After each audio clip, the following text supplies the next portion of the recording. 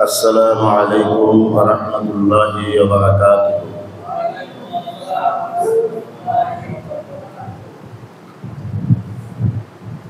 الحمد لله نحمده ونستعينه ونستغفره ونعوذ بالله من شرور أنفسنا من يهد الله فلا مضل له ومن يضلله فلا هادي له ونشهد أن لا إله إلا الله وحده لا شريك له ونشهد أن سيدنا وحبيبنا ومولانا محمدا عبده ورسوله الذي أرسله بالحق بشيرا ونذيرا وداعيا إلى الله بإذنه وسراجا منيرا فقد قال الله تعالى في كلامه المجيد وفرقانه الحميد أعوذ بالله من الشيطان الرجيم بسم الله الرحمن الرحيم إنا نحن نزلنا الذكر وإنا له لحافظون وقال رسول الله صلى الله عليه وسلم خيركم من تعلم القرآن وعلمه صدق الله العظيم وصدق رسوله النبي الكريم ونحن على ذلك من الشاهدين والشاكرين والذاكرين والحمد لله رب العالمين. সকলে তো দুরূদ করি আল্লাহুম্মা সাল্লি আলা সাইয়্যিদিনা ওয়া নাবিয়িনা ওয়া শাফিঈনা ওয়া হাবিবিনা ওয়া মাওলানা মুহাম্মাদ সাল্লাল্লাহু আলাইহি ওয়া আলা আলিহি ওয়া আসহাবিহি ওয়া বারাকা ওয়া সাল্লাম. اللهم صل على سيدنا ونبينا وشفيعنا وحبيبنا ومولانا محمد صلى الله عليه وعلى آله وأصحابه وبارك وسلم تسليما كثيرا كثيرا.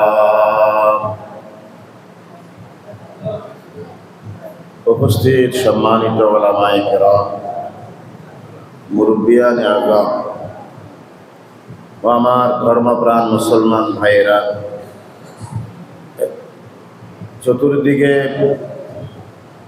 নিজ নিজ বাড়িতে ঘরে অবস্থানরত মা ও বোনেরা, আল্লাহ পাক জাল্লা জালালুহুর দরবারে অসংখ্য শুকর আর অসংখ্য কৃতজ্ঞতা, যিনি আমাদেরকে একটি কোরআনের ঘরে এসে বসে কোরআনের কিছু আলোচনা শোনার জন্য তৌফিক এনায়েত করেছেন। আমরা সকলে অন্তরের অন্তঃস্থল থেকে আল্লাহ পাকের দরবারে শুকর আদায় করে নেই আলহামদুলিল্লাহ। আবারও একটু শুকর আদায় করি আলহামদুলিল্লাহ। আসলে যে কোনো মজলিসের মধ্যে সামান্য একটু হলেও আল্লাহ পাকের জিকির করা ভালো, কারণ জিকিরের দ্বারা কলব পরিষ্কার হয়। কলব যখন পরিষ্কার হবে, ওই কলবের মধ্যে দ্বীনের কথা, কোরআন ও হাদিসের কথাগুলো মজবুত করে রাখবে, আমলের জন্য শৌক পয়দা হবে। আর মাগরিবের পরবর্তী সময়টা, এটা আল্লাহ পাকের একটা খাস জিকিরের সময়। এই সময়ের জিকিরকে আল্লাহ রাব্বুল আলামিন অনেক পছন্দ করে।